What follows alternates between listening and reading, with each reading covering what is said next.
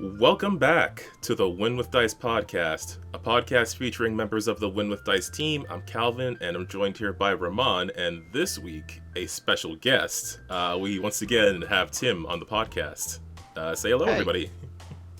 Thank you very Hey, much for guys. having me back.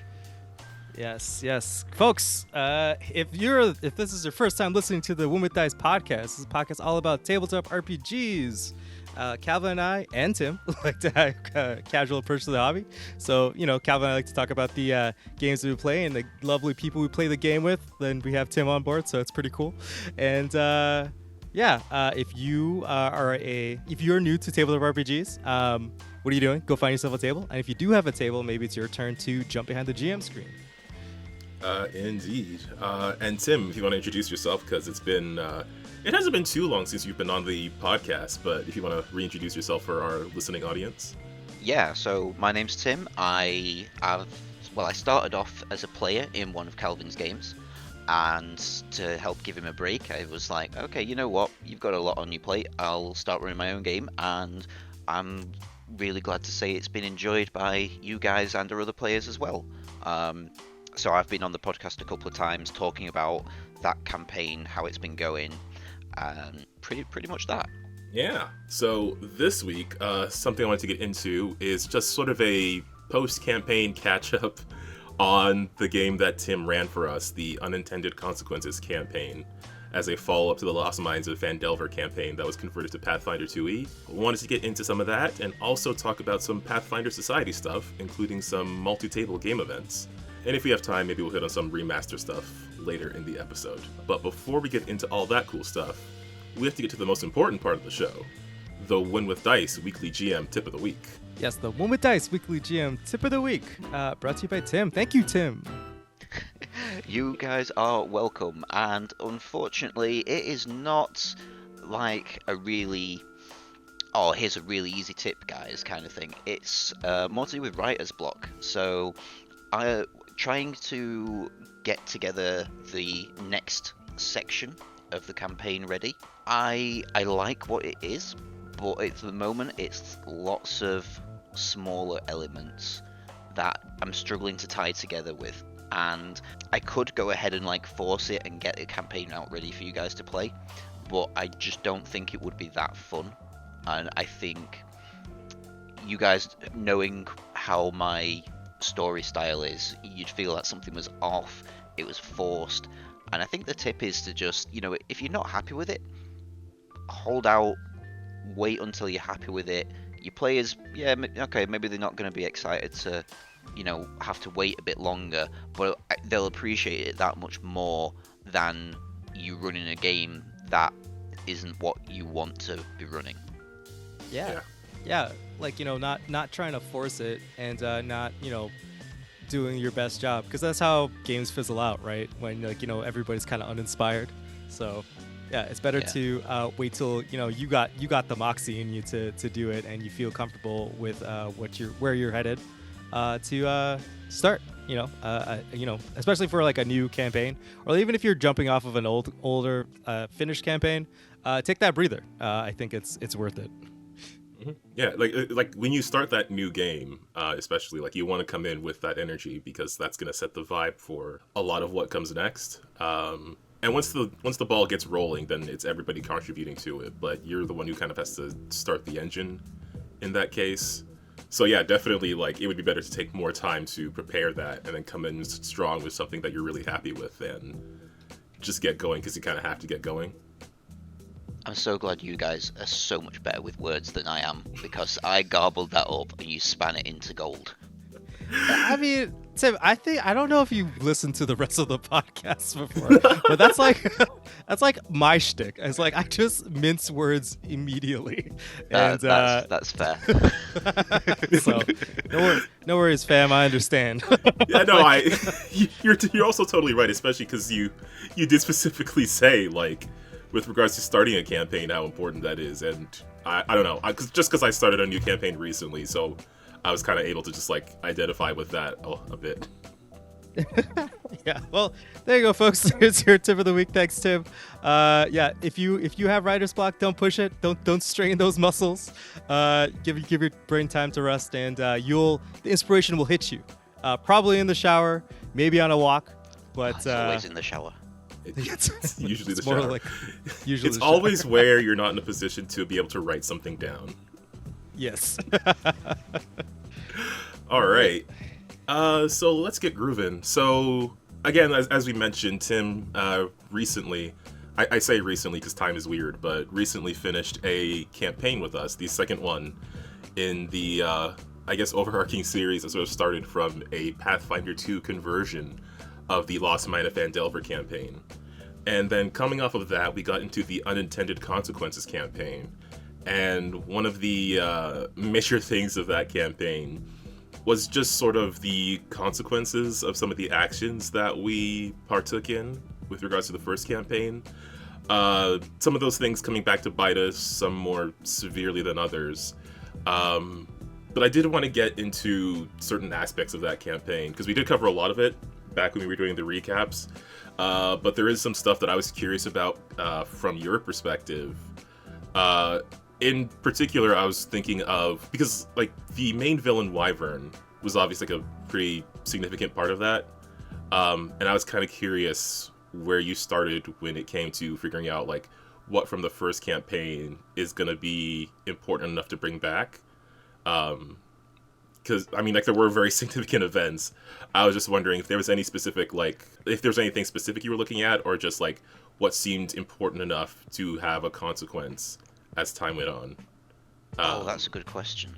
Okay, so Wyvern, I knew Wyvern was coming back as you were having the encounter with him. Right. That was very, like, in the moment. You know, the idea was all the way back then that he's gonna be the bad guy that comes. I didn't have it fully figured out. I figured it'd be more like he shows up a couple of times to antagonize you, you know, set some goblins on you or something, and like runs away. It was always going to be that he had like some amputated arm from it having been ripped off by the owl bear that you guys sent him out to fight. And everything else kind of was like, okay, well, what can I do to fit in with that? So we mentioned long ago that I made the Hat Goblin as it was originally supposed to be a rollable villain that you would wander across, and he never came up in the first section of the campaign. And it was like, well, I want to bring him into this, and because the idea is too good, and he really developed several times. He was never supposed to be, or he never started out as Silrona's nemesis, who's a time hopping or dimension hopping villain.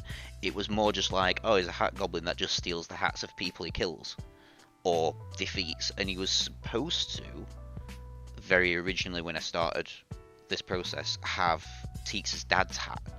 He'd attacked him while he was out on a ship, and that was how that was going to present itself, and it ended up sort of snowballing into, well, we've got a wizard who has a dimension hopping hat, and we've got a hobgoblin who's got a stack of hats.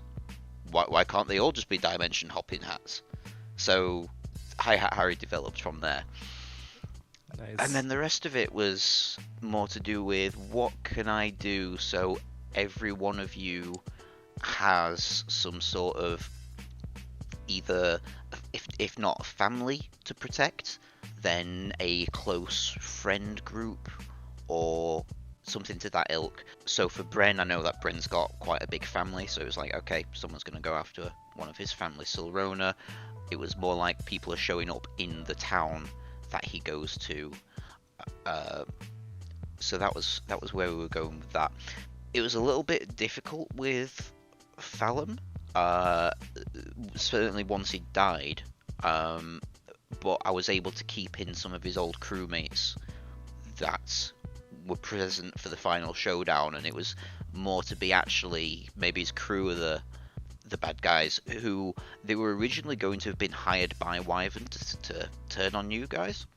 Oh, okay.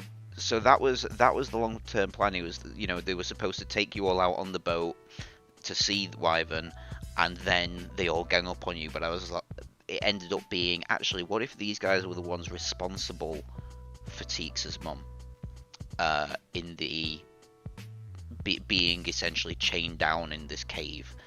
And I like that idea better because it causes conflict within the party. So we had those elements, and it's like, okay, these are things that I want to happen. What can I pull back from the previous campaign to reintroduce to make that happen? Yeah. Well, yeah. Honestly, like I mean, obviously, I enjoyed it, right? So, I could, yeah.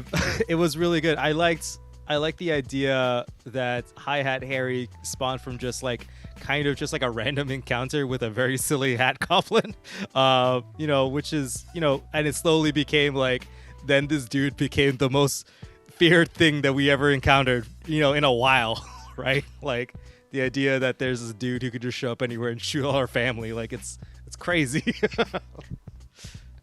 Yeah, that was really good.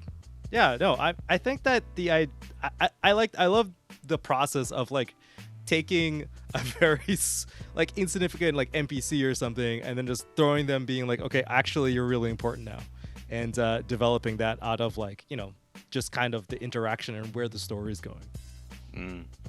Yeah, that was something that I liked about the villains of this campaign. Yeah, and I liked how it turned out that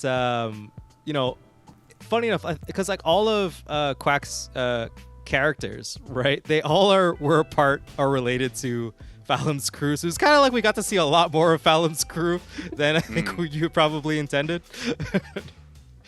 I mean, I didn't know he was gonna do that, but I liked how it ended up going, and I feel bad for him as a player for having two characters die. But one of them was absolutely not my fault, so I need to stop feeling guilty about that. Yeah, I don't even think he was mad. I think he was actually kind of relieved because playing an alchemist in like Foundry wasn't very good. It was hard. It was too much. I think it was too many clickings and things to actually write down or whatever, right? So I think I feel bad just because I liked Slider as a character. We all like Slider. He was just a good little rat boy. He was. Actually, I love all of Quack's characters. I do miss Fallon a lot. I miss the bromance the most, I think. May he rest in peace, that brick shit house. You did mention something that I was actually very curious about, because I thought the whole thing with Fallon's crew being related to why we're being like involved in Teek's mother's disappearance, or just those two elements being involved somehow or being related. I thought that was, I don't know, I thought that had been around longer, because Fallon trying to figure out where his crew had gone or where they disappeared to, like that was his thing from the start. And I don't know how closely those two were tied together, at least in the first campaign. But they were. Yeah, they were closely tied together, but how is what changed over time. Okay. So we first started playing, and then Quack joined us after a few sessions. So Teeks had already been developed as a character, and we knew that, Teeks' mum's a sea hag that probably lives in some cave somewhere, because sea hags don't glamour like some of the other hag groups, if I remember that correctly. So it was like, yeah, she's probably off on some island somewhere. And then Quack comes to me, he's like, okay, here's my character idea. Yeah, his ship crashed and he was washed up ashore. And it was like, well, clearly the hag coven trashed the ship. So that was something that I have had in the background since pretty much, well, since before Fallon as a character was even introduced to anyone. But the specifics of, well, you know what, actually they got their revenge, and they were the ones that entombed Teeks' mum in there, that was relatively later. Originally, I actually wanted it to be Teeks' dad that killed the rest of the coven and trapped her. Ooh. And that would have been, so instead of having been for like the last few months where she's been trapped in this cave, it would have been the last 2 decades. And she would have been incredibly feral at that point. Yeah. Dang. I mean, there's a timeline out there where that happened. But yeah, no, I just really liked how you got those two things together. As we were getting closer to that, as we were learning a bit more about Thalem's crew, I was kind of wishing that Thalem was around for that, because I feel like that would have been a very deep conversation with. Oh, he was around for that. Although Teeks and Silrona don't know it, Bren knows it. Oh yeah. Bren saw his ghost on the boat that you all, gave him the Viking funeral on, guide you to safety in the storm with the forlorn look on his face. So he's not, in my mind, he's not completely gone yet. He might be after having helped you through this. I don't know. We'll see how the player thinks about that. But for the time being, I wanted him to be there to guide you at sea when you needed it the most. Yeah, that was like super sweet actually. Again, because my heart goes out to Bren. Lost his best friend out there in the streets. It's tough. Oh, yeah, that is. Yeah, I mean, just looking back at that with that context that we have now, yeah. So another thing I was curious about, I'm gonna get all emotional about Fallon now. But another thing I was curious about is whether there were certain events or characters that you wanted to have in this campaign that you maybe didn't get. Actually, you know what? I'm sorry. I just realized we haven't given like a summary or anything for people who. No, okay. We kind of dived right in because we were too excited. Okay, so without jumping into that, because we could take up ages on the podcast to do a recap. Just go back and listen to the previous episodes, guys. Yeah. If you want to hear how it ended, I'll get back to you in 2 minutes once I've searched which episode number it was that I was last on. In fact, no, because I wasn't even there. You guys covered it. Calvin will give me 5 minutes. Below. I'll find it. Yeah, I will link the episode. It's like 150 something, I want to say, or yeah, do that. That'll be easy. Yeah, guys, if you want to hear how this campaign wrapped up, do that. That'll be easier than me spending like 5 minutes trying to find it. Okay. Yeah, link in the description. But yeah, what I was asking, if there was any like events or characters that you wanted to have in this campaign that you weren't able to. If these are things that you're going to bring up in campaign 3, you don't have to get specific about them. But I'm always curious about, because like whenever you're running a game, there's always going to be something that like you kind of wish you had a chance to do, or a chance to get into some detail or some character that you really wanted to put in, but for whatever reason things didn't go in that direction, or you didn't have to get an opportune time to bring it up. Did you have anything like that you want to talk about, or would that maybe be spoilers for your intentions for campaign 3? There's definitely no spoilers. Campaign 3 is very much its own thing, which has something that happens which sets off everything else.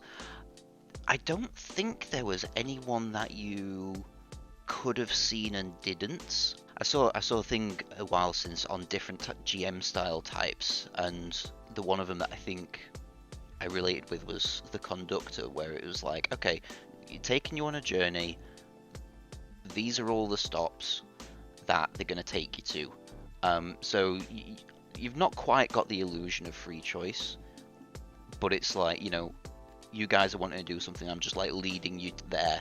Doesn't matter how long it takes for you to get there, but you're going to end up at this destination kind of thing.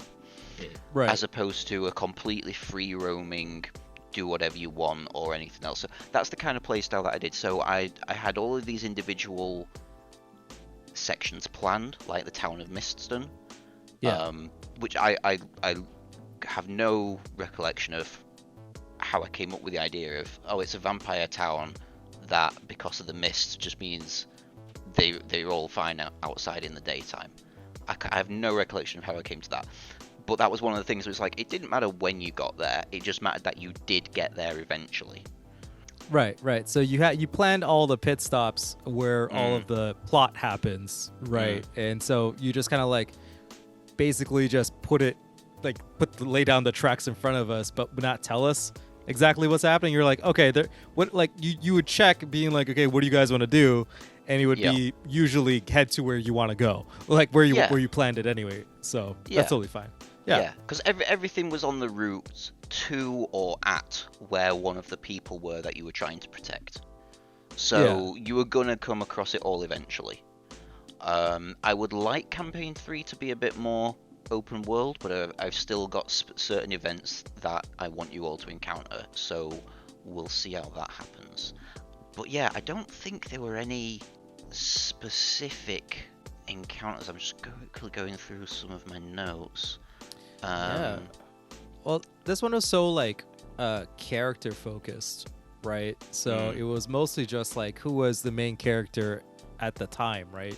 And then all of the story arcs was like, you know, there's overarching story arc being like who is the mastermind behind all this nonsense and who they're going to target next, and then basically just like playing out the encounters that were like threatening their families, right? Whoever was the main character at the time or wherever that conflict was. And it was kind of like a cool kind of like you solve one problem, but you realize the problem is way bigger. And then it's like, okay, we got to figure out who this person is. Oh God, this person's family's in danger. Then it felt like really, I didn't feel like we were like lost, I guess. It was more like, it felt like we were definitely following some breadcrumbs, right? Like it was always, there was always urgency to go do a thing because honestly it was a lot of it was because hi-hat was like the ability to show up anywhere and hurt anybody, which to be fair, like I think you would never have hi-hat show up while we weren't there because, you know, that's not where the drama is. If hi-hat just like, you know, shot Teague's dad off screen and then we're like, why, what happened? Right? Yeah, once it was developed to that point, that was definitely hi-hat is attacking you guys specifically. Yeah. I will correct myself. There was there was some characters that I was thinking about. I wanted some twin black dragons that had some territory that you would have to get through and try and barter with them at one point. That was quite early on, and I ended up scrapping that because it didn't really make a lot of sense into everything else that was being written. And in terms of a goofy encounter, there was one point where when you were all in the town, like just doing shopping and you zooming around the map, I was really tempted to have you roll perception and then you like for Silrona specifically. And then he sees an ironmonger with just tons and tons of iron horseshoes on there. And he's like, oh God, is one of them hi-hat that's hiding in here? And he's like frantically being like, he could be in any of these horseshoes about to pounce on us. And the other reason there's two reasons I didn't do it. One, because it was so incredibly stupid, which was not a reason completely preventing me. I've certainly done plenty of stupid things in this campaign, but the other one was I didn't want to tip my hat that he'd be showing up 5 minutes later at the docks as you're about to get on the boat. Yeah, that was oof, man, that was like a really intense moment. Oh my God, that was like so. Every time, Tim, you're a really good GM. Thank you. The trick, guys, to being a really good GM, or one of the tricks, is to just have some really, really goofy stuff happen, like semi-regularly in your campaign, so that when the really heavy stuff hits, it just hits that much harder. It completely throws you off beat. Yeah, man, it's just kind of like the ups and downs. We have all these silly problems, and then we have like a real problem. We're like, oh God, yeah. I miss when we had silly problems. So I guess that's the secret second win with dice tip of the week. Do goofy stuff and then just throw the really heavy stuff in as well. Yeah, just mix up the pace a bit. It's true. I know for my campaigns I lack a lot of heavy stuff. Most stuff is just goofy. Yeah, there's nothing wrong with that. Yeah, I was gonna say, Tim, I think something I've been really enjoying, one of the things I really enjoyed about this campaign is the villains and how they were like really strong characters. I don't know. I was kind of wondering what kind of thoughts go into crafting a villain, but a lot of it feels like, again, like the title of the campaign, consequences of our actions, just building up and coming back. Even with hi-hat, there was still some element of like he was tied to Silrona's past. He was part of him being there was still part of like Wyvern's plan and everything like that. So that was still part of our actions coming back and everything. But I am curious about what sort of I don't know what kind of villain you may be crafting for campaign 3, but I'm kind of curious about your thought process with crafting antagonists or enemies. Sure. So I'm not going to discuss campaign 3. That is big spoiler ahead, because rather than having an enemy that you are progressively trying to find and then kill, which is what typically happens, campaign 3 is going to start off with something happening, and then you're dealing with the fallout from that. So it's kind of the reverse of this campaign, if you like, where you're dealing with the consequences up to a finale, where this is more like... Anyway, I'll not get too far into that.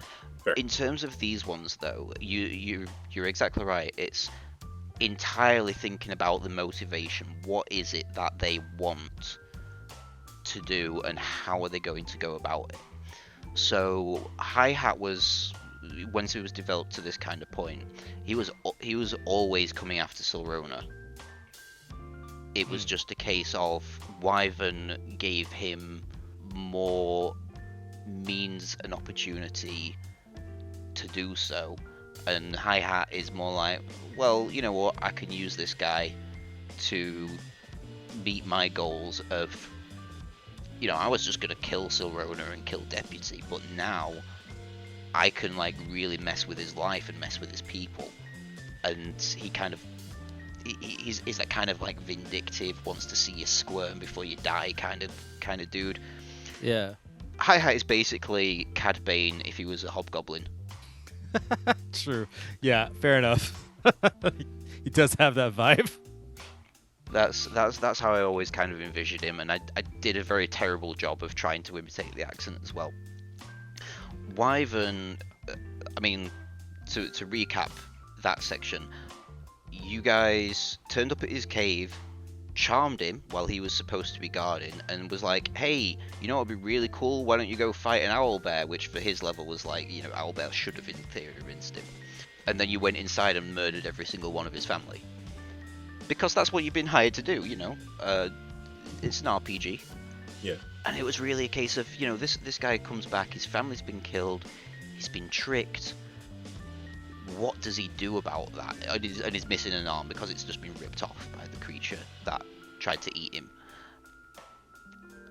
And it's like, well, he's gonna not just come straight after you because you guys are ripped to hell. He's gonna try and survive to begin with. He's gonna try and work out a plan, and he's gonna gather those to help him while he gets strong enough to take you on himself. The change to wanting to befriend Teeks at the end, that was very last minute.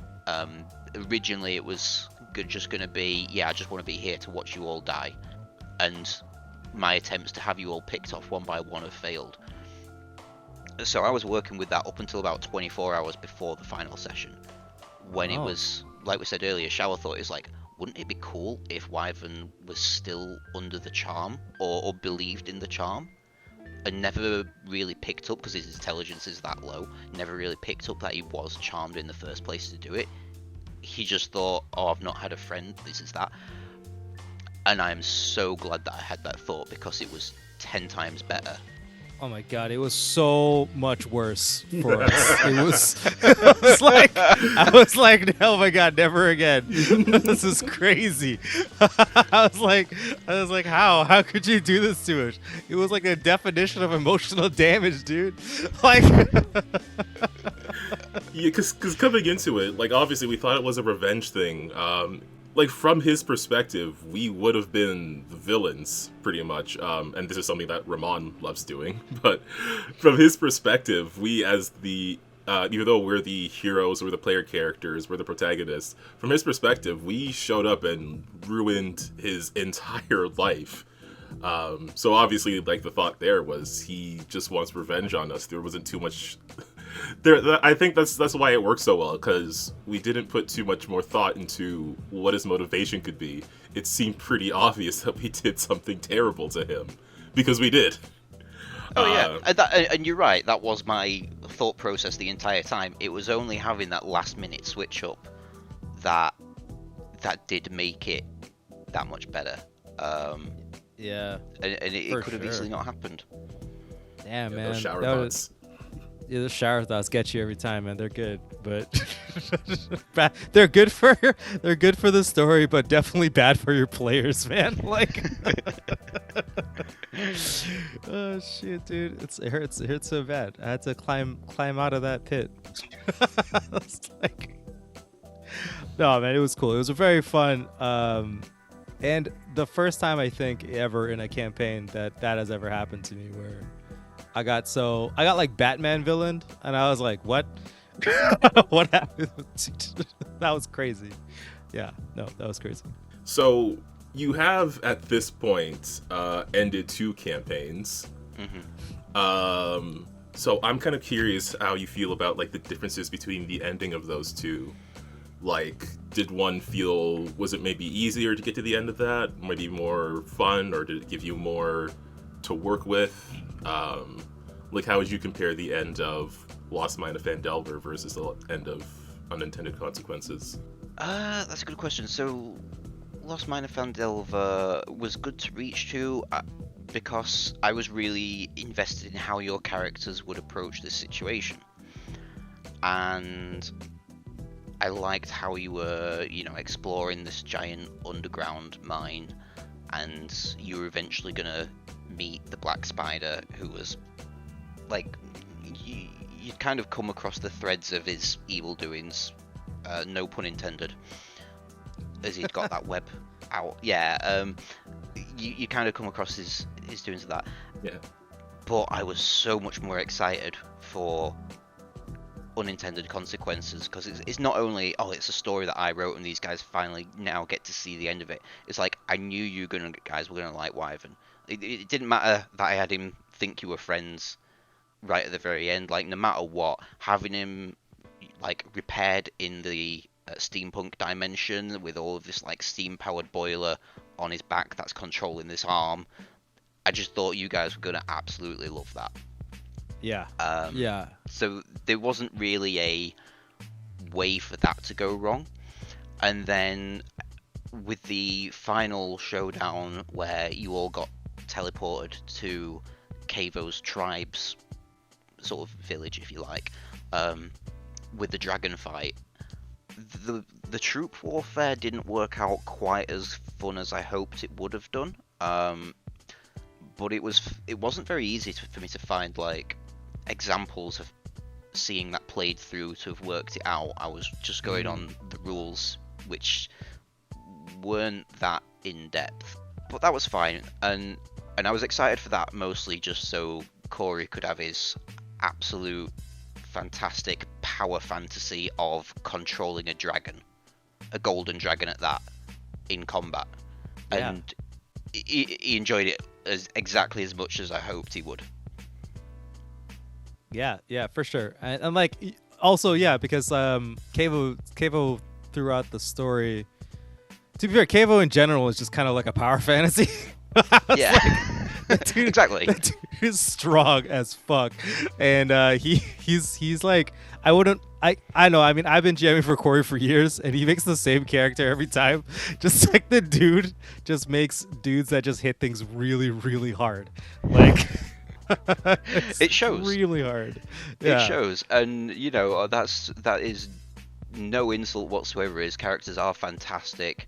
And I just thought, I'm gonna give this guy so much power that he's gonna, as a player, he's just gonna be like, what do I pick? I have so many options.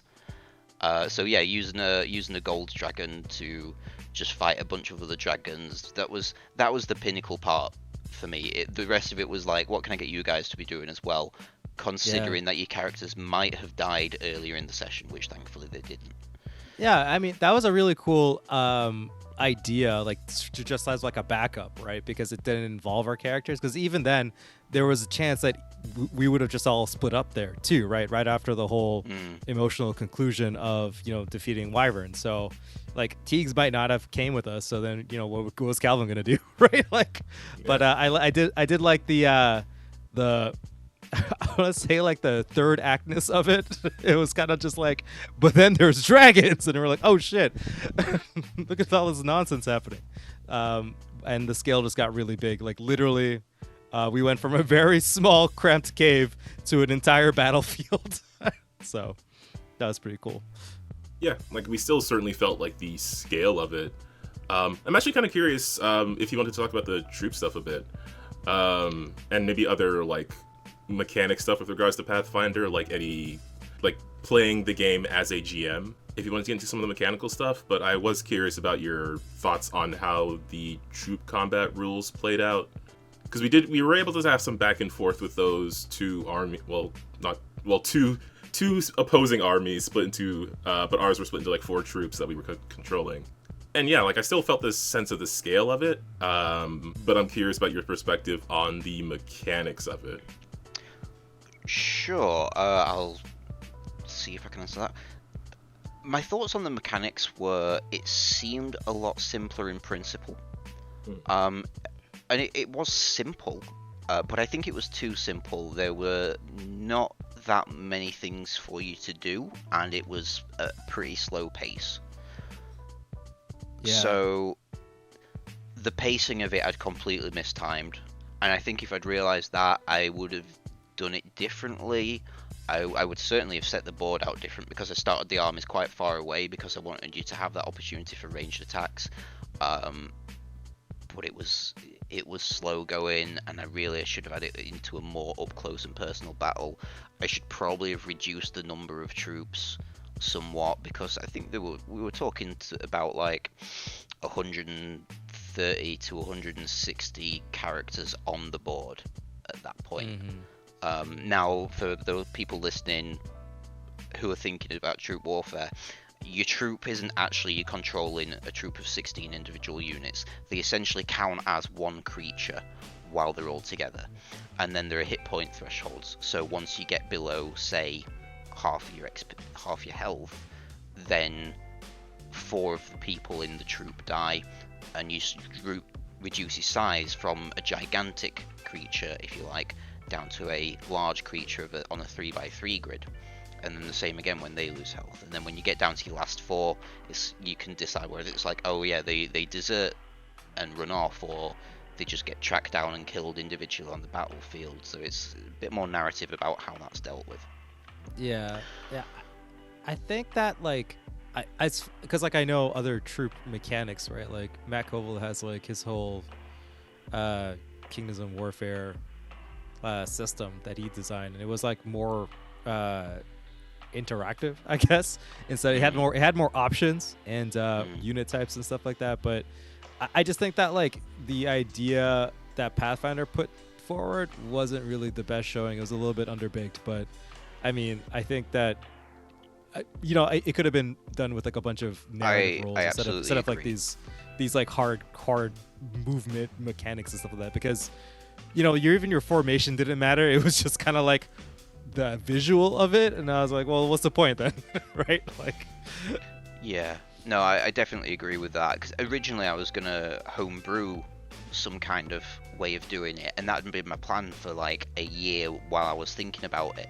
And then I discovered the troop movement stuff later on, and I was thinking, well, the infiltration and trying to do something that Calvin's been running in his games is going really, really well, so maybe I should use this other mechanic that Pathfinder has, and it was not as good. Yeah.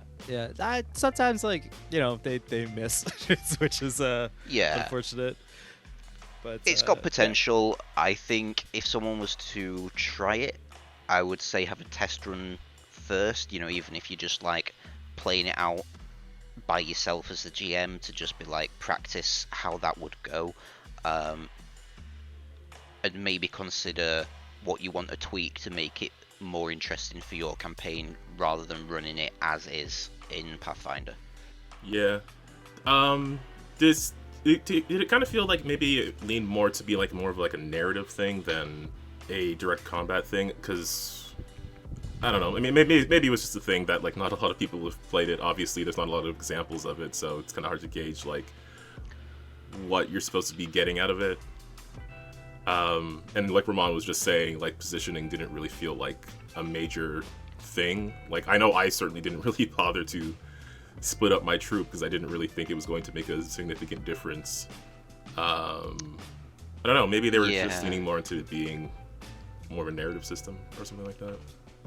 I think the argument is, when I was reading into it, is like 99% of the time you will use some sort of narrative for what happens on the battlefield, and troop warfare is more for the times when you want your players to be directly involved in the battle of, and it is more like for what is it, the Kingmaker campaign, is it? I think it's more like for that, where you own essentially a country or to that kind of effect, and you are sending out armies to conquer different territories.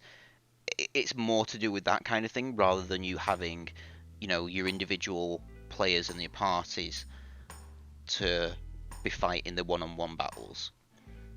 So if you're having narratives in that sense, it's like, okay, here's you on the battlefield, and then how you do as individuals in your own little battle can dictate what happens on the rest of the battlefield.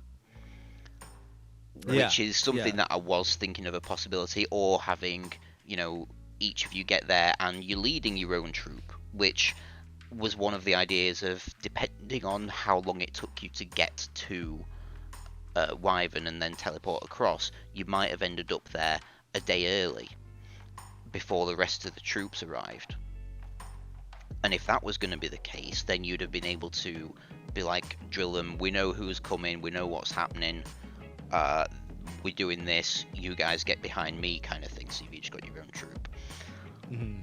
After having read how troop warfare works, I was like, I don't know if that's exactly what I want to do. So yeah, anyway, you've got the narrative side of it, and then this is more rules as written. Here's how you can have a big fight, and I was like, I want to have a big fight as the final showdown, just to up the scale of what's going on. It didn't pay off. I'm not going to sit here and say it's something that you just shouldn't do, because I think there's a lot of potential. Just play around with it and see what works for you and your campaign, because there's not a tremendous amount of advice on how it works in Pathfinder, because people don't do it that much, and maybe it's for these reasons. Yeah, that's true. I mean, to be fair, I've always had like the dream of running like a build your own army campaign, like basically just be Mass Effect 3, where you can run around the map trying to like collect as much dudes on your side as possible, and then just like a nice big climactic battle. But definitely think the Macova rules are more fleshed out and more, I guess, easy to integrate, because they're both D20 systems, and you don't have to worry about too much about like they're similar enough because you're rolling dice of similar caliber, but it's different enough that you can don't worry about the Pathfinder rules. You could use these rules when you're doing like the warfare stuff, and still have like allegories to like, this is a fighter, this is a fighter, this is a wizard, this is a wizard, right? So because it's like 5e, right? It is based off of 5e, but the actual rules for the units and stuff like that, they're like their own separate thing. So the idea is like, you're a fighter, and so if you control like a group of spearmen or something, then you add some fighterness to it, right? Like whatever, like the spearmen get like some ability from the fact that they're being led by like a fighter, or like a paladin, or like a wizard, or something like that, right? So it's like you just kind of find the allegory in Pathfinder, and then just give that extra little bonus ability to that unit. So then it's like, they have like an extra battle maneuver or something, or like maybe they just are good or better at weapons because they match the cool weapon that you're good at, so you like drill them on it or something like that, right? It's just small bonuses that makes the units themselves unique, which obviously, like, I think for like a last minute, it's obviously for something that's like for the whole campaign. but I don't think it would be really hard to kind of shoehorn in right at the end of a campaign for your game, Tim. It's definitely something to think about in future, though. Yeah. I'm like been threatening to run Red Hand of Doom for the longest time. I really want to. That game would be really perfect to do the thing that I want, where it's like you're running around being Commander Shepard, trying to gain a bunch of units and stuff to build an army to go beat up basically a hobgoblin army, which it was kind of the inspiration of Pathfinder's Ineon anyway, so maybe I'll just run Red Hand of Dune raw. Do it. If you got a fantasy Garrison there, then I'm all for it. I mean, you could be Garrus. That would be. That's not the same thing. You got to fair. romance Garrus. You can't be Garrus. Doesn't work. That's fair. It would take away the mystique. Yeah, there's probably more stuff we could get into with this campaign. But I do just want to say, like, again, I had a whole lot of fun with this, and this was just like a masterclass in campaign making because it was all based on things we've done and the consequences of our actions. And it was real good. And if people need a summary on it, I will have the episode linked below.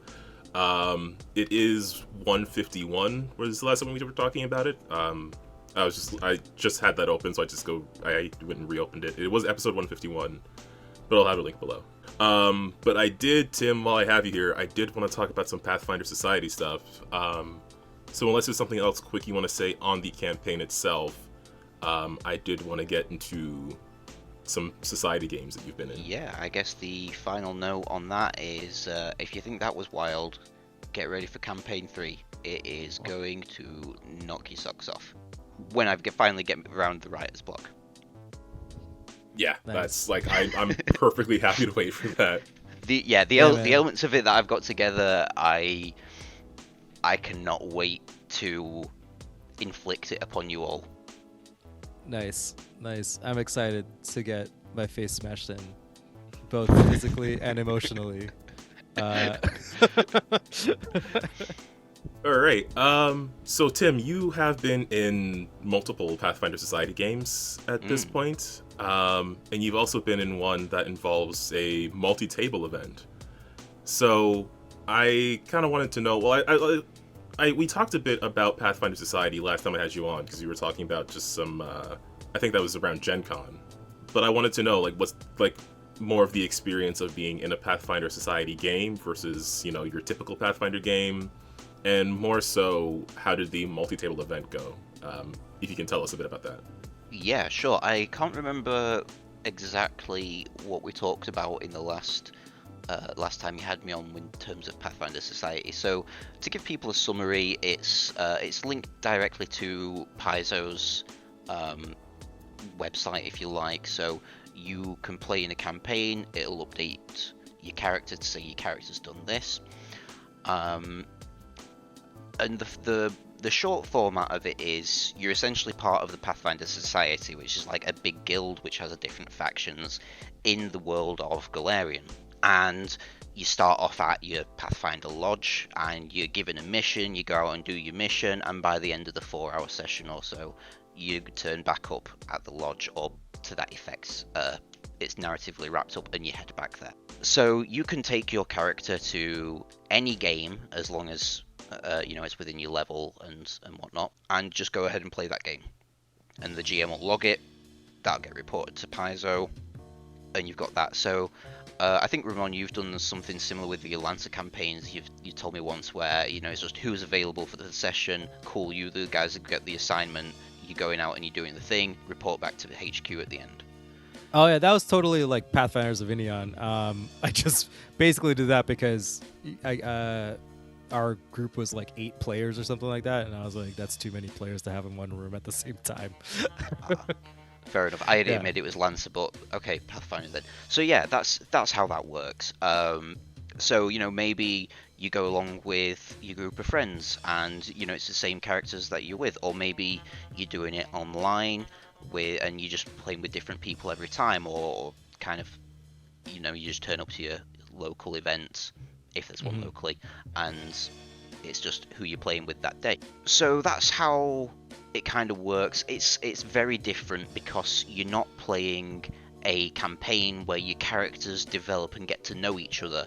Your character is leveling up, and then there's whatever personal story stuff that you're adding in there for spice, but not. It's not the same in that respect. You're not getting that deep lore roleplay element that you get to have over time as you would do in a home campaign. That's not to say it's bad. It's still really enjoyable and for what it is. And because it's all done by, it's a Pathfinder by Paizo kind of thing, it's all their own campaigns that you can go and buy and run, out of the box. It's not like it's someone who's running their own custom thing and then reporting it to Paizo, because it's all, this is what it is, these are the levels of what you can run it at, and depending on the level of the people in the party, use these enemies instead of these ones, or this challenge is slightly more difficult. Yeah. So it changes in that kind of respect. The way that certain things are dealt with is a lot different to your typical campaign as well, which, because you've got to get the whole thing done within whatever your time frame is that the sessions run for. So if you guys have as GMs, your players have gone into a room and there is a puzzle that they need to deal with. How do you get your players to interact with it? Oh, it's like asking? Yeah. That's a question, because the way that they deal with it is but you guys have probably got different approaches. Yeah, well, I mean, like, the players will interact with anything you tell them, like, you say out loud, literally. Like, it's like, the first thing you tell them will probably have to do with the puzzle, because you don't want them to get distracted by anything else. Right? Yeah, that's fair. But in terms of, you want them to try and solve the puzzle, like, do you lead them in any way? Do you let them try and ask questions to... Only if they're struggling, and I guess it's because, I would assume that, like, there's suggestions of like how to lead your players where they're supposed to go because of time crunches, right? But like for us, it's just like we could stay here for an hour if you want, because we don't have any time restraints, right? Yeah, we're just hanging out. I mean, if like I maybe give them like an indication of like what the purpose of solving it is. Just like if you need to unlock a door, then maybe make it a bit clearer that the puzzle unlocks the door or something like that. Yeah, sure. So in the way that these games, and I'm generalizing here, and I'm not saying it's specific to puzzles, because it also applies to, if you're being an envoy to represent the society to a group of people, and you've got to try and persuade them that the thing you're here for is actually good and get them on your side. It's all basically, here's the thing in front of you, and okay guys, you can roll an Arcana, Occultism, or Religion check, and that's it. They actively tell you those are the things that you can roll to overcome this thing, and then it might just be and if you can think of another thing, then depending on what your explanation is, I might let it go. But it's I see. Okay. It's quite straightforward of like, just roll and then we'll see if you do the thing or not. Yeah. It's more like, I was gonna say like a skill, like a decision tree of like which thing are you gonna use to solve this problem? Here's the outcome of it, right? Which makes sense, because you don't know who's gonna show up at the table, right? If it's somebody who's completely new to tabletop RPGs, then it would be kind of weird just being like for your first time and not know what to do. You need to have like that guiding hand to just kind of keep everything on pace, right? Yeah, and I think me as a person who really enjoys the role-playing element, it takes away a little bit of the fun, because I want to be like, I want to inspect the thing, do I find any gadgets on it, and then I want it to like actually work out how to undo this thing. Whereas it's usually just like, it's just magic, you just work out that it's like this type of magic, and then you do the thing. Yeah. Which, that makes sense, because if you have like open-ended question, sense. But I think that the problem is like, let's say if you run with it, right? Like you could be off script so easy, and those dudes are trying to get you from point A to point B in 4 hours, right? Like so you go off script, it's over for them. Like I can't knock that. It's I, everything I'm saying that's like a bit down about it is just because it's not my play style. It's for all logical reasons. It makes total sense. It's just not how I run games. It's all it is. Like I will let you guys struggle. It's fine. Yeah, for sure, right? It's kind of like, you know, you go into like your like local games shop to go play some board games or something like that, and like, you know, interact with like the community at large. It's like you're probably not gonna like make some weird custom rules or house rules or some shit like that, like, you know, on the spot. You want to just play it straight, and the whole point is that you're there to talk to other people in the hobby as well, right? Like it's mostly just like a meeting thing and getting your feet wet if you're new, I think. Yeah, absolutely. So yeah, that's sort of the core differences in terms of how a society game runs versus, you know, how your homemade campaign would run, or running the game out of the box at home. Have you got any specific things before we move on to... What character did you play? I want to know. I'm curious. Oh yeah, sure. So I created a new character for doing this, but I played two. So what I was so I went to Gen Con in the UK. That's Gen Con with a J, which was a 2-day event raising money for charity. So there were two on the first day, 2 on the second day. I was playing with my existing cleric, who is a cleric of Saran Ray, and backstory is just kind of like, oh yeah, the family's like little village temple burnt down. No one was injured. It's not like one of these horrific backstory things, and she's become a wandering cleric, and she's just trying to raise money to go and rebuild the temple. Mm-hmm. So she's hit level 4, and you know the whole "I'm a healer, but meme." Yeah, that's her. That's her. She is built to heal people and put things in the grave, and that's about it. So Nice. It doesn't matter that she's a cleric. Her strength skill is like off the freaking charts. She's great. She's got a runic weapon now that she's at level 4, and she's also got 2 spells which can create with runic striking weapons. And you get to level 4, and I was just playing with people who are also like they most of them were level 6 at this point, because they've got different bands that you can join in. So like level 1 to 4 you can play these games, level 3 to 6 you can play these games, or whatever else. Yeah.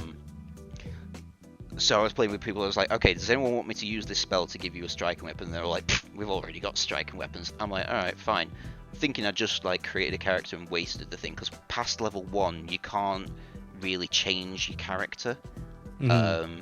Level 1 you can kind of mess with them around more or less whatever you want, but yeah, past that your character's kind of locked in. So I'm there thinking, crap, I've just done this, and then it's like, oh okay, here's a thing that you need to do, and you need a strength skill, and to destroy this stone you automatically critically hit if you use a pick, and no one has a pick. And they're like, that's cool, but I've got a spell where I can magically summon a flaming weapon of any kind that I want, and it's striking. So I just summoned a flaming pick and just had straight at it, critically hit, destroyed the thing in one go, and it's supposed to be like take 3 rounds to deal with.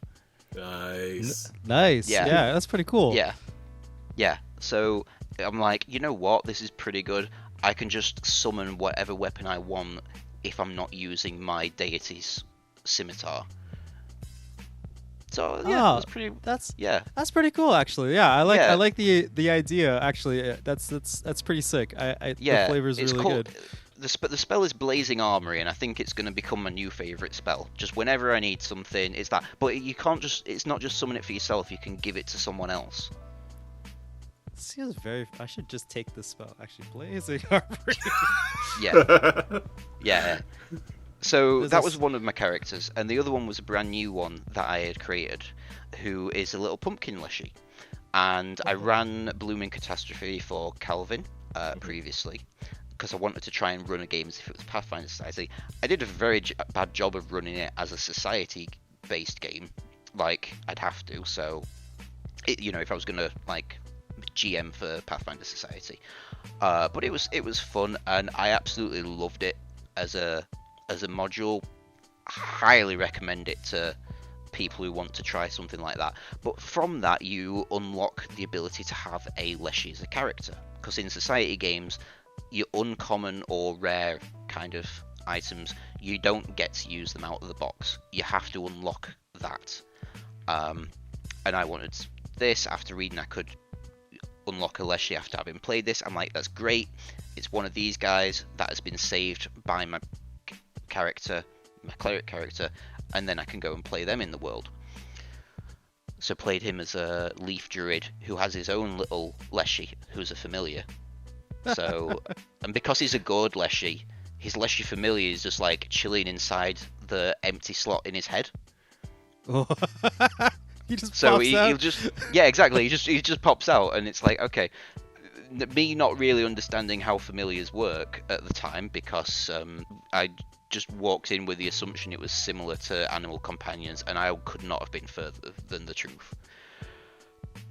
But yeah, the dude's just in his head, and I've ended up making it so, oh yeah, I've cast speech on him, and where my pumpkin guy is just a happy little la la la la la kind of dude, the pumpkin. Sorry, the Leshy in his head is more just like, hey, what you looking at, bozo? As a complete conflict of and the two will just chat to each other and riff. Just the complete opposite, he's just like yeah. that. He's like that garbage dude from Sesame Street. Yeah. I had Merv Pumpkinhead from Sandman, that kind of mentality, but yeah, no, I can get with using Sesame Street. Is it Groucho? Groucho, yeah. Well, I like the idea because Yeah. he just like pops out of the garbage bin, right? He just Yeah. pops out of the Leshy says like ah. Well, I've only kids. played 2 sessions of this character, so I think that'll be my inspiration from now on. Yeah, okay. Groucho the Leshy familiar. So yeah, not really understanding the full thing of how familiars works. I did not set me well off for the multi-table event, which was the first event that I played the character. The following day, I'd kind of looked at it overnight, and I was like, oh, okay, that's what I'm supposed to be doing. This is how to more effectively use it as a leaf Leshy, I should have said. Right. So the second session went better. Multi-table event then. The way that works is everyone's playing, you've got a room of like 50, 60 people, and depending on the event that you're playing at, it could be even more. Everyone's playing the same game, if you like. And for every milestone that you reach, the GM reports the thing that happens. And we're talking fairly regularly, so like every 10 minutes maybe, a thing happens. So perhaps, half of the room has completed defeating this particular monster or something. And then, someone will shout out to the room, right, you've all unlocked this thing. Or GMs, it is now whatever secret code that they've used to be like, this is now the state of play. So maybe things have just gotten more difficult, or maybe there's a particular encounter that's, you're about to switch to come up to next. But it can also be benefits as well. So one of the things was, okay, enough people have done whatever the achievement was to unlock it, which gave everyone's character in the room advantage on their next saving throw, whenever that happened to be. Oh, okay. Interesting. That's the one that I remember, because it was like I needed that. Other ones I didn't remember the full ins and outs. There might have been one to give you an extra dice to roll damage on your next time. I can't remember that, but yeah, the saving throw one was very necessary. Oh, interesting. I thought it was gonna be like, every table is playing, like you guys are all playing the same story, but coming at it from different angles, and every table had an objective. I like the sound of that. Yeah, that's what I thought that was, because that's yeah, what a bunch of the USP people did at Gen Con this year. So I thought that was sort of the same thing you were doing. But so like you're all playing through the same adventure, and then when they get to a certain point, like you can sort of give a bonus or a boon or a boost to the other tables if enough people get to that point. Yeah, so I don't know, not having run it, I don't know what it is, and a lot of the things were shouted out in code is maybe not the right word, but it was more like lingo to the GMs to be like, this is now the state of play, right? Which will, whatever the thing was,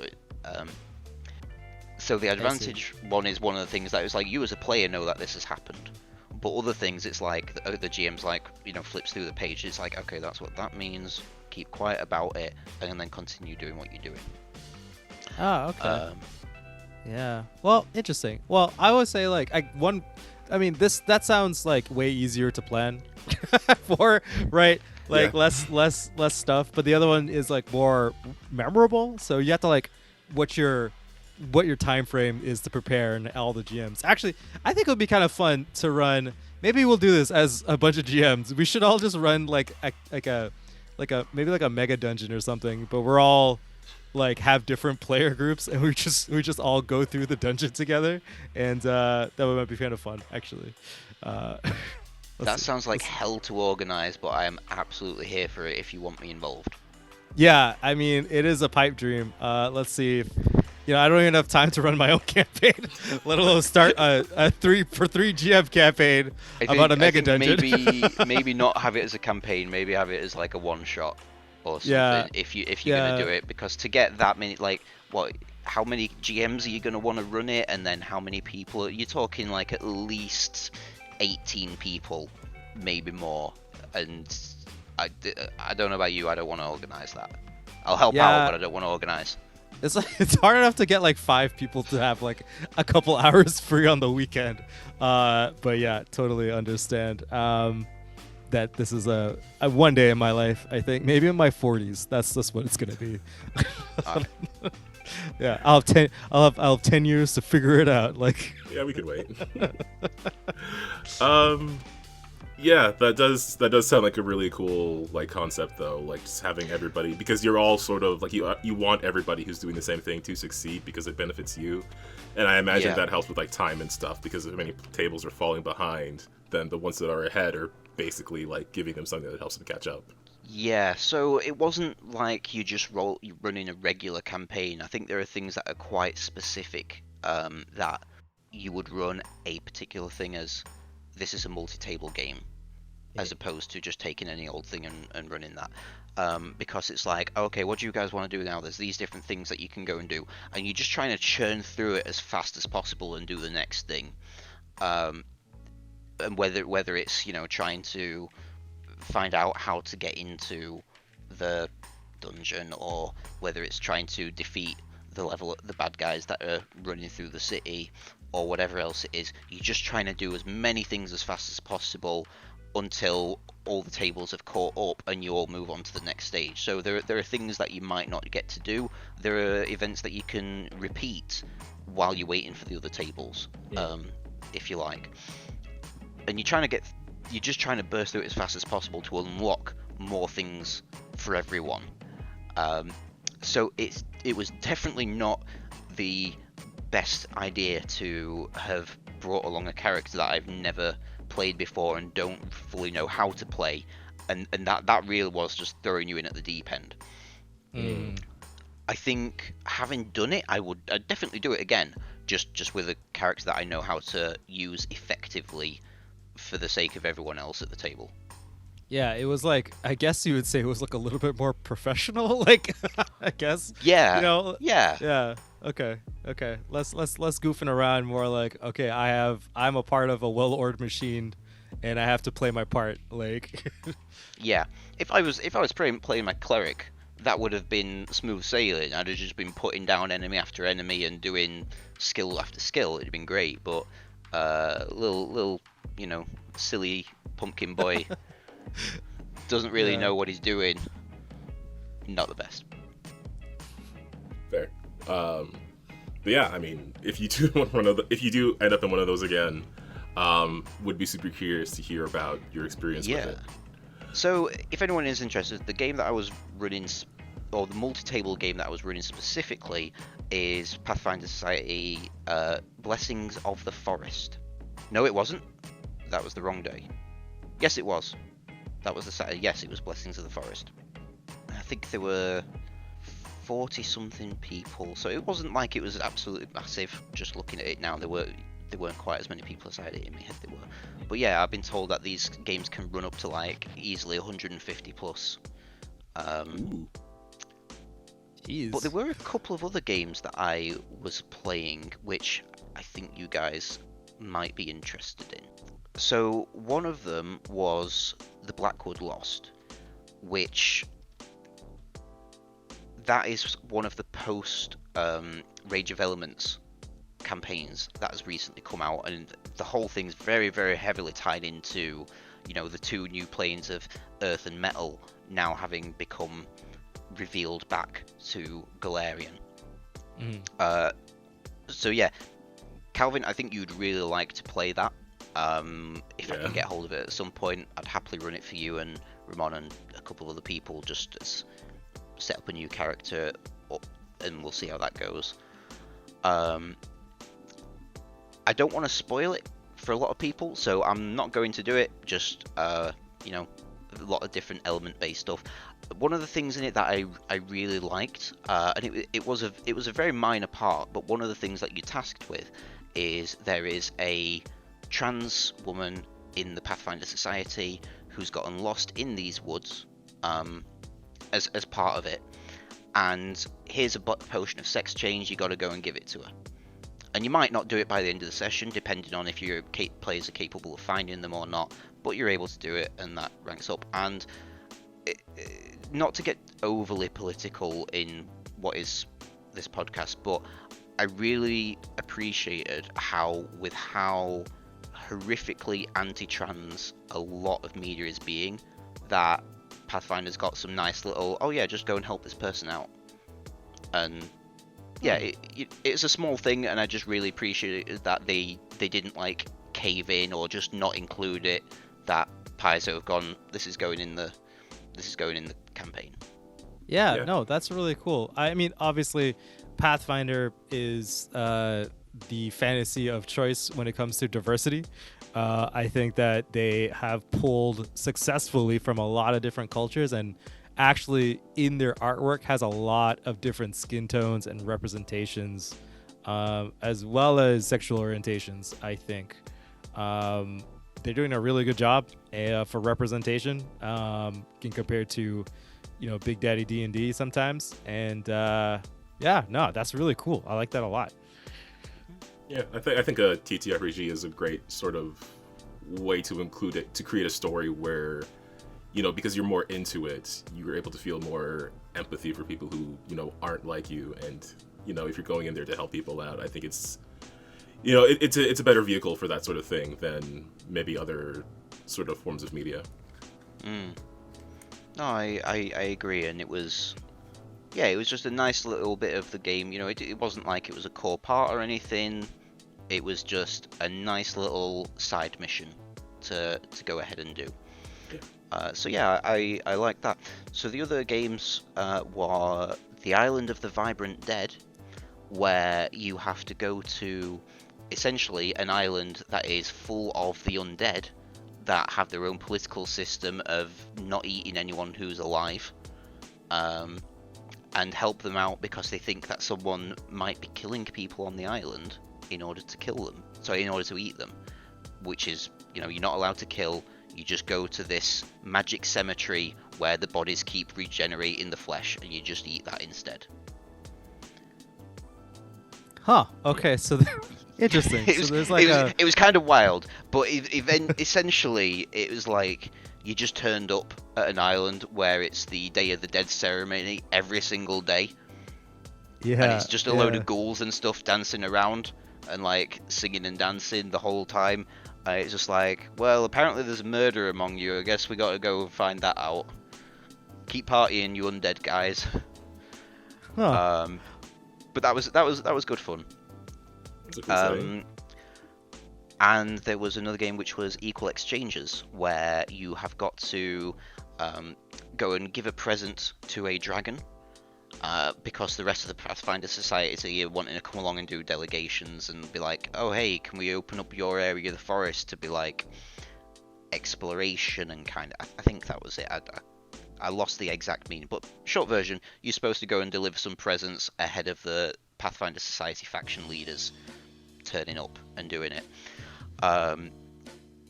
So you end up arriving and it's like, oh, actually there's a load of kobolds who serve the dragon that have kind of misplaced a load of crap, and you've got to help them find it. And that was great. And I think one of the things that I like about that kind of really hit home for me about just how stupid Pathfinder Society games can be in the best way. So if you think of a goblin in any other game, including the ones that I've run, they're just vile little creatures that you need to smite, yeah? Yeah. Okay. Very often, yeah. In this, it's like, oh yeah, that caravan of goblin traders that you've just passed, you need to go back to them and get something because I accidentally sold it to them, not realising it was important. So you go back to the goblins and they're like, oh yeah, cool, we'll sort you out, but first, can you try our super spicy chicken recipe? And you've literally got to do constitution and saving throws to like not hurl up the recipe. And it's like, successfully doing it will actually give you your party bonus achievements by the end of the mission that then get logged on your Pasion account. Yeah, it's like you get the achievement like Iron Stomach or something. Like. Yeah, well, I can't remember the specifics, but it's like it unlocks like I think you get like 4 more gold for it or something like that. But the point being, okay. It's like Pathfinder goblins hit different, which you don't realize if you're not playing the modules. Because if you just read the rules around them, they just sound like they're evil stuff. But then you get like, yeah, man, I want to compete in the food cook-off. That's good for me. Yeah, for sure. I mean, Pathfinder goblins are the gold standard of mascot characters, I think. They are just a bunch of silly little dudes with knives, which, you know, depending on which side you're on of the knife, is how your day's gonna go. I do like the space goblins of Starfinder as well. Those guys are pretty fun. Oh, I've still to play Starfinder. You guys keep talking about it so much, and it needs to happen. I just haven't gotten around to it. I did pick up a Starfinder adventure recently, so... Ooh. Maybe it's sometime in the near future, actually. Maybe with our Fandelver group, to give you a bit more time so you can work at the campaign. Oh, that'd be sweet. Cut that bit out of the podcast, so if it doesn't happen, they're not getting excited.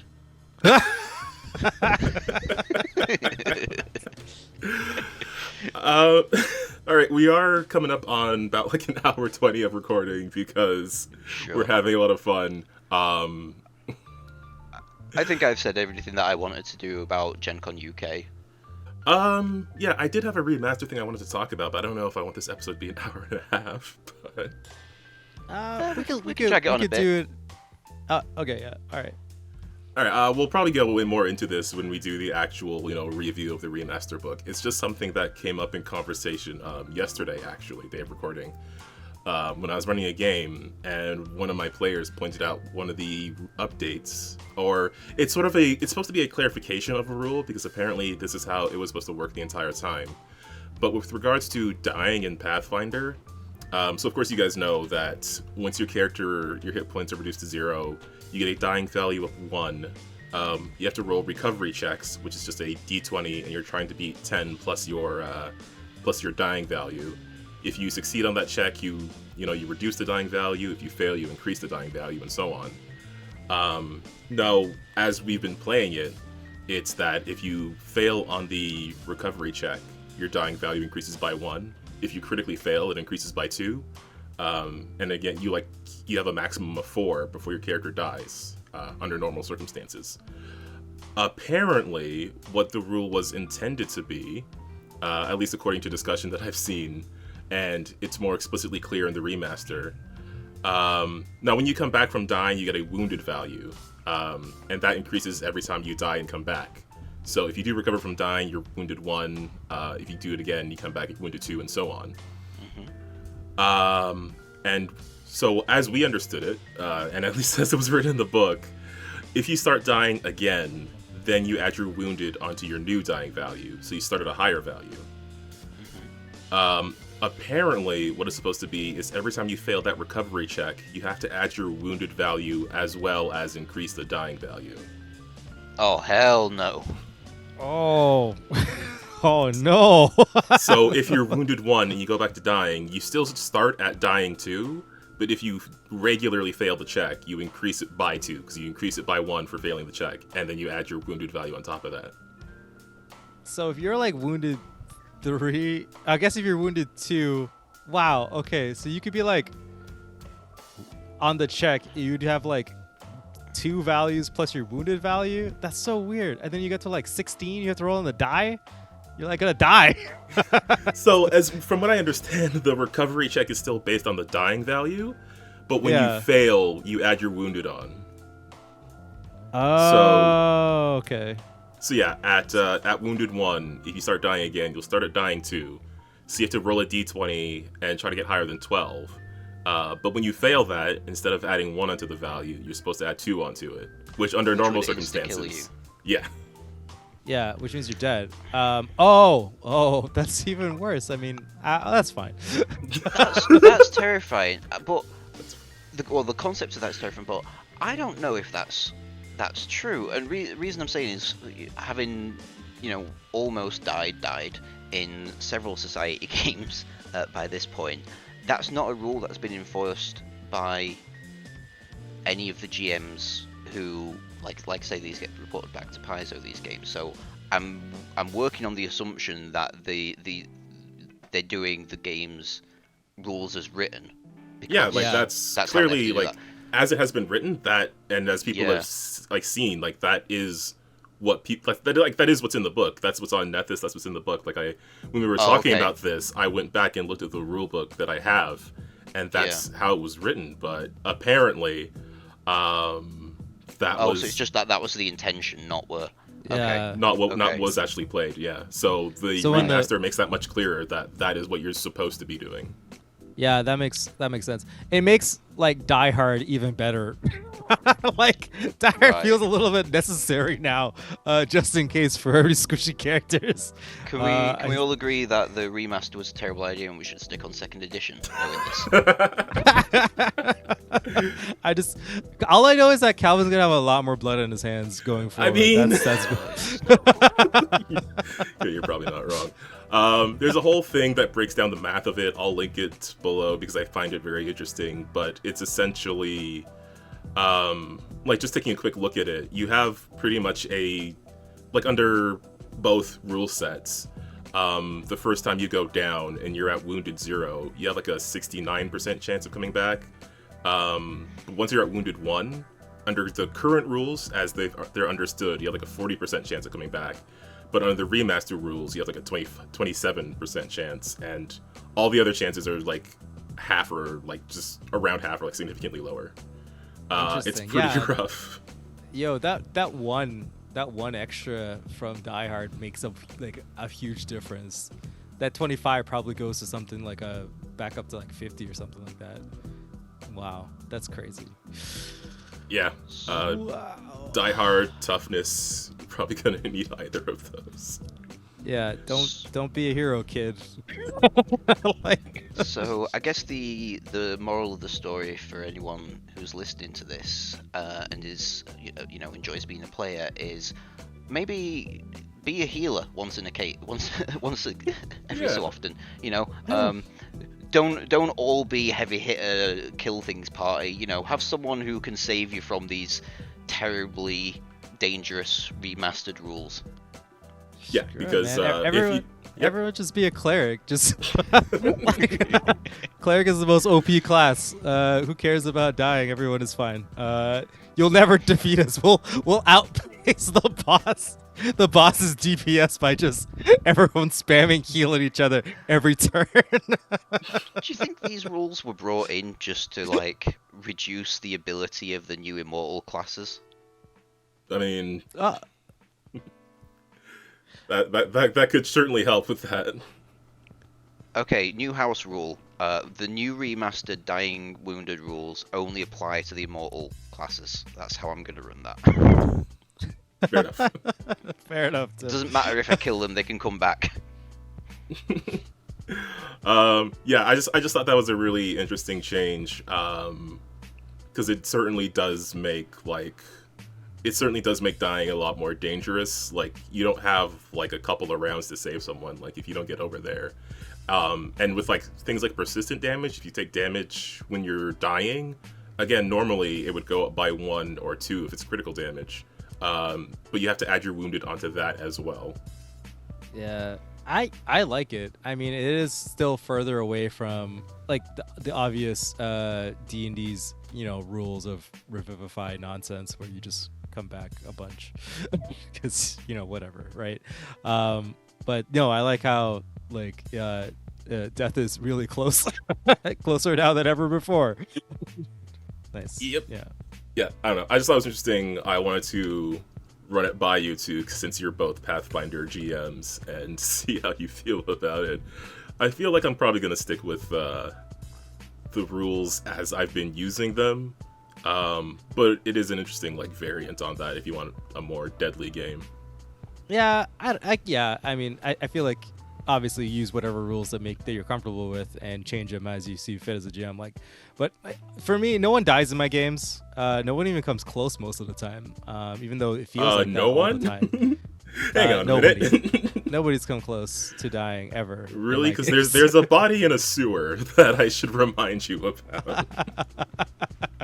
That was your fault, Calvin. You didn't play the script, all right? The dice screwed me over one time.